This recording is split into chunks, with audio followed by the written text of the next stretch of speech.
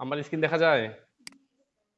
দেখেন আপনারা যখন গ্যালারিটা অর্থাৎ গ্যালারিতে পিকচার দিয়ে নেক্সট করবেন তখন কিন্তু আপনাদের এইরকম অপশন আসবে।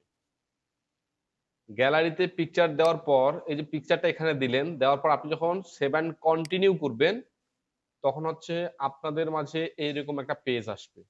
এখানে বলছে আপনার গিগটা অলরেডি ক্রিয়েট হইছে। এখন আপনাকে বলছে যে একটা ফর্ম পূরণ করতে বলতেছে। হচ্ছে একটা ফর্ম পূরণ করতে বলতেছে। এই ২ টা জিনিস আমাকে পূরণ করতে হবে। একটা আইডেন্টিটি ভেরিফিকেশন করতে হবে, একটা হচ্ছে ফর্ম পূরণ করতে হবে। আমরা আগে এইখানে লিখবো, দিব বা ক্লিক করব যে ডিসপ্লে ইওর স্ট্যাটাস। এখানে ক্লিক করব। ক্লিক করার পর বলতেছে যে are you a USA person? আমি কি একজন ইউএসএ পারসন? না, আমি হচ্ছে ইউএসএ পারসন না। এখানে ক্লিক দিয়ে জাস্ট সেভ দিব। দিয়ে আবার কি করব, এই যে ব্যাক করব, উপরে যে আছে না, আমরা ব্যাক করব।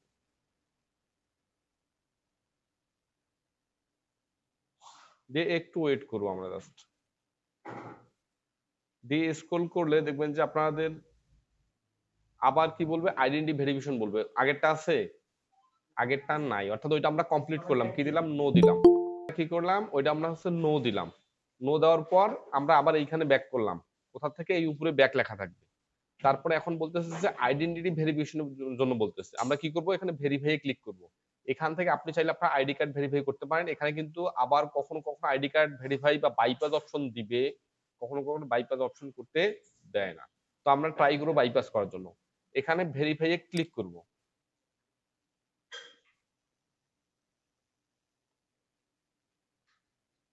করবেন, আপনি যখন হচ্ছে ভেরিফাই এ ক্লিক করবেন তখন দুইটা অপশন পাবেন। একটা হচ্ছে outside of my primary job of profession, একটা আছে part of primary job of profession.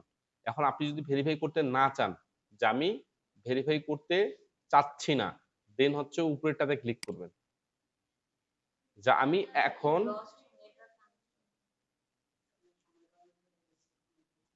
দেখেন আমার স্ক্রিন দেখা যাচ্ছে আবার, নেট চলে গেছিল, নেট আবার আসছে। তো এইখানে হচ্ছে আমি যখন ভেরিফাই ক্লিক করব তখন আমার দুইটা অপশন আসবে।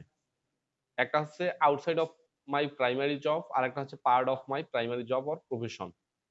আমি যদি দেখা যায় যে এখন আমার কাছে আইডি কার্ড নাই, যে আমি চাচ্ছি যে কিছুদিন পরে আমি ভেরিফাই করব, যদি আমার এরকমটা মনে হয় যে কিছুদিন পর আমি ভেরিফাই করব, তাহলে আমি outside of my primary job of প্রফেশনে ক্লিক করব।